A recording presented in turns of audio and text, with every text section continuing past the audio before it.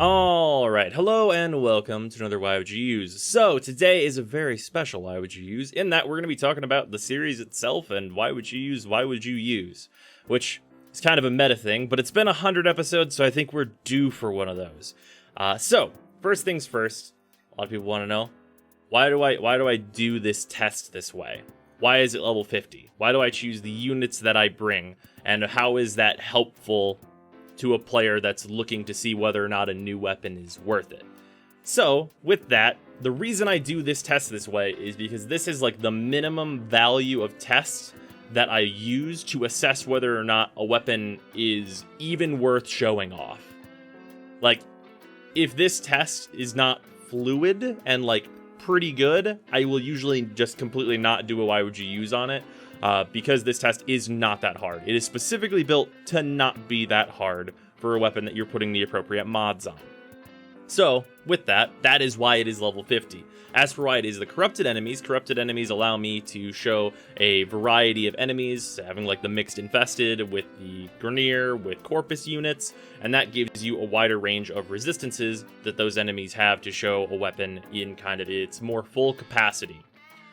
As for that, I don't use nullifiers because this is a single weapon test, and usually in many actual real-world cases where you're using these weapons, you're going to have one weapon that deals with nullifiers if you're going to need it, and it's not necessarily the weapon I'm showing off, which is why there's no nullifier in this test. There are specific choices that I've made with these units, and they give different good reasons to have them in this test, so that we're going to go over.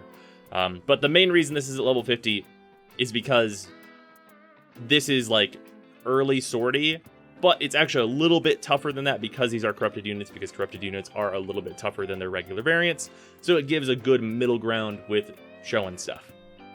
With that, let's kind of talk about why each of these enemies was chosen. First and foremost is the Corrupted Ancient. Corrupted Ancients are really important as they show that you need to be precise sometimes, and enemies that like have the big resistance don't go down very quickly. In fact, it's really, really hard to kill an enemy that is under the effect of a healer.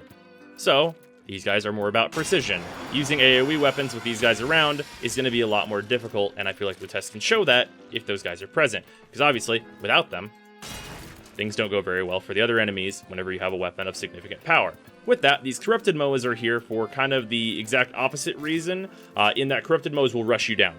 If you have a weapon that is like particularly slow, or where you like can't move around like a whole lot while using it for various reasons, or if you have a weapon that's an explosive that is going to kill you if you fire it too close to yourself, the Corrupted Moas do a really, really good job of getting in your face, which is why I bring them to the mission. Along with that, their drones, whenever those get popped out during Why Would You Uses, are sometimes a good show of like the accuracy of a weapon and dealing with annoying flying enemies. So that's why they're here.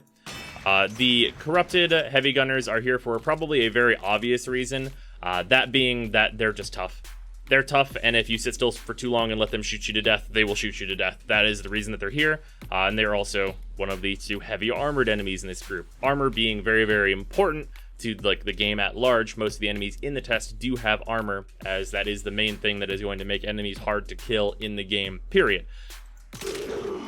Obviously, with enough power, that becomes not like a problem, but it is really valid, especially on like higher fire weapons and stuff.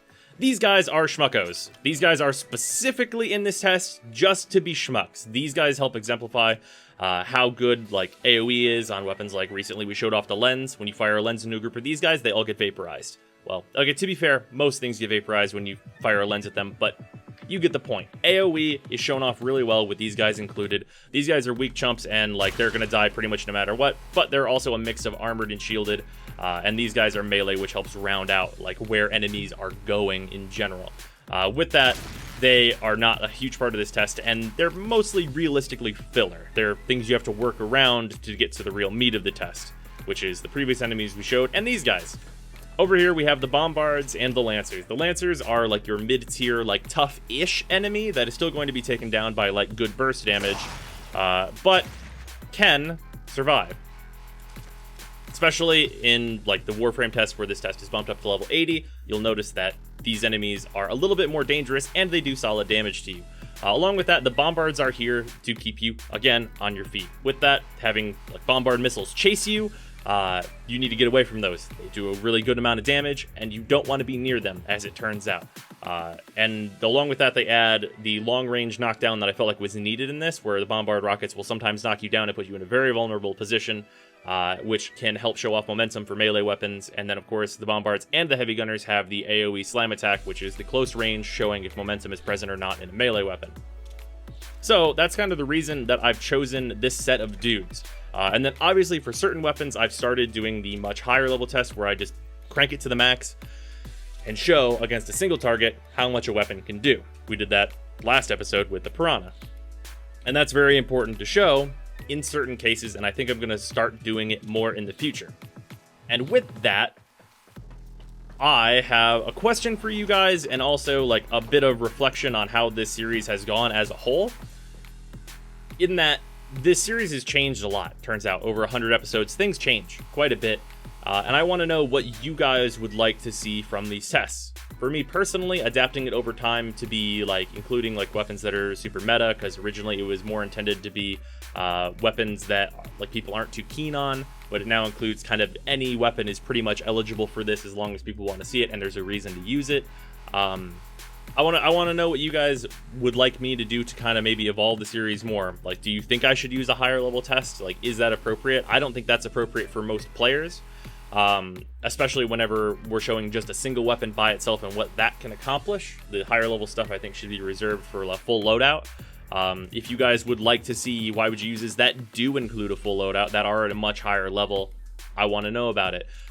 There hasn't been like a huge amount of conversation about what you guys want out of this series, and like that's been fine, and I assume you guys have been enjoying yourselves with the series as a whole, but I want to know like where we go from here moving forward, I guess.